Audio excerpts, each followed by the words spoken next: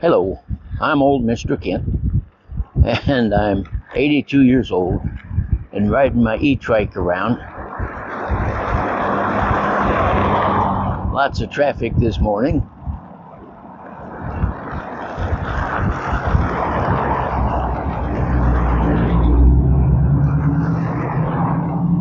There.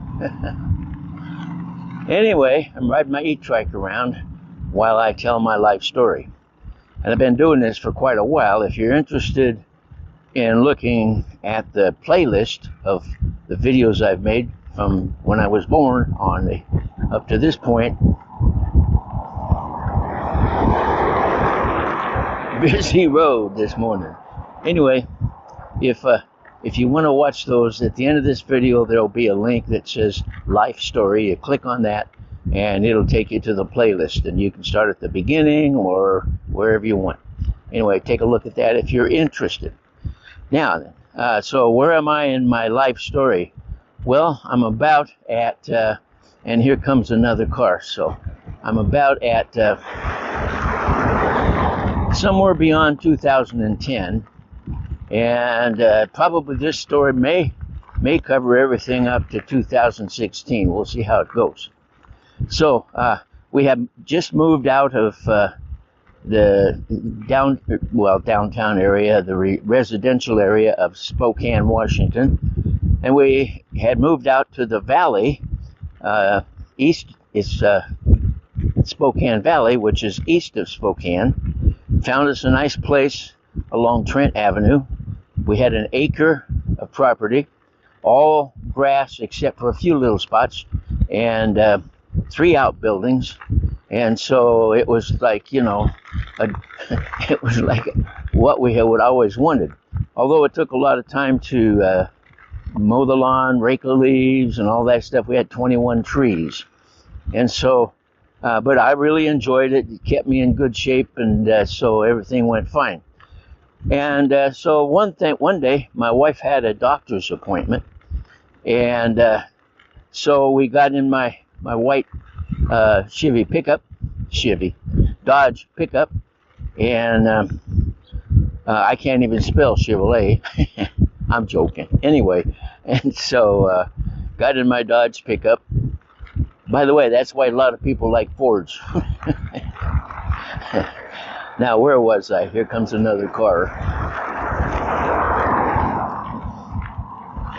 Okay, so we got in my Dodge and started out, turned onto Trent, headed towards town. And the speed limit on Trent is 50 miles an hour. And so I was getting up to where it was going to be 50 miles an hour, and then I just was starting. I just hit the cruise control for 50 miles, and when we got to 50 miles an hour, I hit the cruise control. I was looking down at the cruise control button when all of a sudden, boom! Everything in front of the windshield went dark. What had happened was a deer decided he could probably jump across the front of my truck. And so naturally, it didn't work too well. So he hit the windshield. My wife remembers, as she tells the story, she remembers seeing his eyes looking in at her as he hit.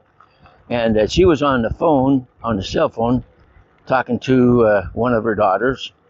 And so I think we've got another car coming here. And so all of a sudden this deer head shows up in front of her. Well, that was her story. What happened on my side was, and I've got some pictures, I'll try to find them and put them on here. What happened was, as the deer hit the windshield, up in the upper left-hand corner of the windshield, when he broke the glass, there was a sharp edge left there, and it literally cut I won't say in half, but it cut the back end off of the deer. And so that went sliding on back and into the road. But the Boy, it's busy traffic this morning. Here comes a Jeep.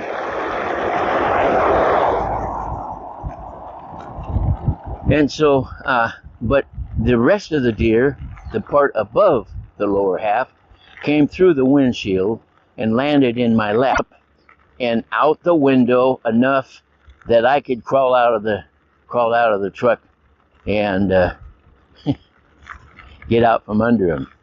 And so, and then I made a video, and I got pictures from that video to show you what everything looked like. I was covered with blood from my waist down, and so anyway, it kind of ruined my jeans. It ruined the leather jacket. Ruined the leather jacket I was wearing, and not only that, but you know, the shatterproof glass that they put in cars nowadays. Well, it's not really shatterproof. I was wearing glasses, which was to my blessing, because when that window broke, when he came through that window, a whole bunch of little tiny pieces of shreds of glass flew back. They were all over the seat, and some of them were stuck in my face. And so they had I don't remember if they had an ambulance come anyway, but they had somebody come and pull all those shreds out of my face. And so anyway, so that, and then of course, what happened next was the insurance company wouldn't cover it because all the blood had drained into the seat, down on the hi little dog. He doesn't bark too much. Anyway, onto the floor, all over the passenger or the driver's side door, everything like that. And so in the meantime, my wife kept talking on the phone. Describing the situation. So anyway, and then they called the truck, and he came and picked up I just got a picture of him picking up the bottom half off of the road, and then I can't remember what they did with how they did the upper half. Anyway, so the insurance company wouldn't cover it.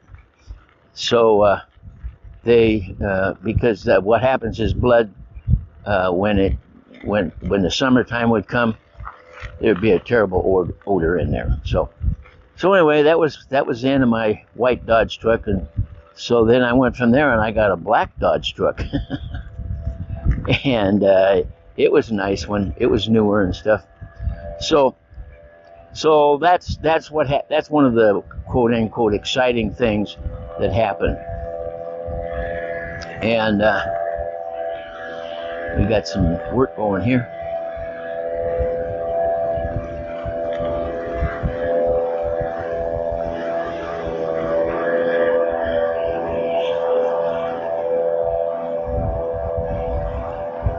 He's always working on his yard.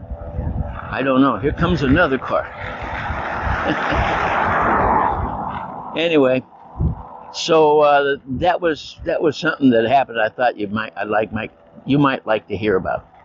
Well, another thing was my son and I had always tried to fly RC planes, and we started out with the gas models, and he grew up with controlling RC planes. I did not grow up at all. When I got into RC planes, I was in my 40s or something, and maybe the 50s, and it was too late for me to try to learn how to control, because I could fly it. I can get it taken off. In fact, when we were there on Trent, I bought an Apprentice. It was a big plane, and I had a great big field behind my house, and the lady would let me fly my plane over her property. And so I made a little runway and landing spot, and I could take off and I could land. I'll put a little video up, but I couldn't do anything else. Just take off, fly around a little bit, and land. And sometimes my landings were a little rough. So anyway, I had that, and my son, he would fly it. He had a great time. He did all kinds of stuff, put it into spins, and I got a video of that. What happened was I had a GoPro camera, and I could fasten it to the top of the wing top of the fuselage where the wings come in, and then get a video of the flight. So that's how all these videos came about. So now we got 2 cars. I'm going to turn around here in a minute.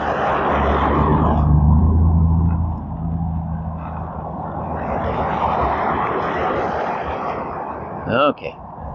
I'm sorry about all the traffic. This is my neighborhood. I have to go here once in a while. So anyway, they came out with drones were becoming popular, and I didn't know anything about them, but I found a used Phantom 1, which they didn't call it Phantom 1, they just called it a Phantom, for $450, and it had a bunch of batteries and stuff. Trouble is, it was old and the batteries were all worn out. So I had to buy a couple new batteries for it. But you fastened your GoPro camera to it, and then it would film every direction that you turn the drone, and then up and down and all that kind of stuff. So you could actually film your flights, and I got a couple of flights of that, but it wasn't. And then I also bought some extra stuff. I got a video on how I did that. I bought some extra stuff so that I could transmit down to my stuff on the ground, and then view it while it was flying. It was not a very good setup, but I was able to actually do FPV. That stands for first person view. So I had that, and plus I had some other drones, that little ones. And then I learned how to fly drones in my shop, and so I got a video on flying in my shop. I'll put a link to these if I can remember, so you can, down in the description, and some of them I'll put at the end of this video. You can click on. So anyway, so that was my experience there on Trent in Spokane, Washington. But as always, or not always, but as before, my son and his wife had some very good friends, which they moved down to Arizona, and they really loved it. Now we're going by the noisy house again. And they really loved it. And so they invited my son and his wife to come visit. We'll get by this, maybe we'll get by it.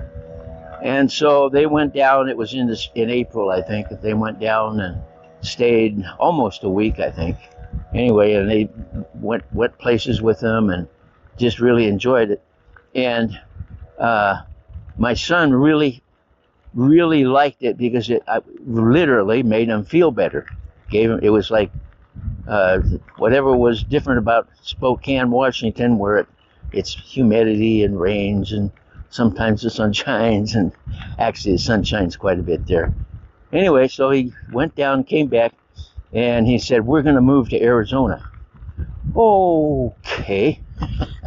Remember, now we watch his daughters, and so they decided they'd move to Arizona. So then we had to think about moving to Arizona, which means we had a whole lot of stuff to get rid of. I gave away some really nice shop equipment to a good friend. We sold that nice RV that we had purchased. I still had the red Harley Davidson motorcycle from 1981, and so I just called up my son, who I had gotten it from, traded my airplane for it, plus some money.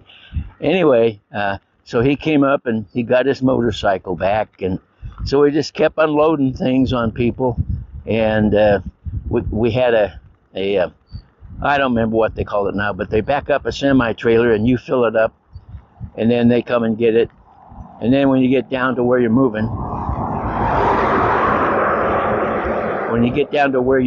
to, well, then they park it there, and then you can unload it into your new house.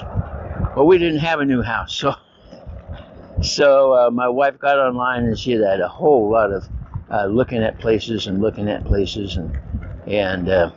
so she actually found a house unseen, and there we go. Here comes another truck.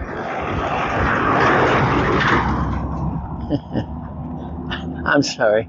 Anyway, so So we found a place so we could actually move down there. And so my next video will be talking about moving down to Arizona. As it turned out, when my son sold his house, they still hadn't found a place in Arizona.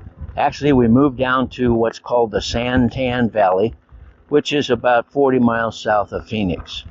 And that's where, basically, that's where we are now, still in the same area.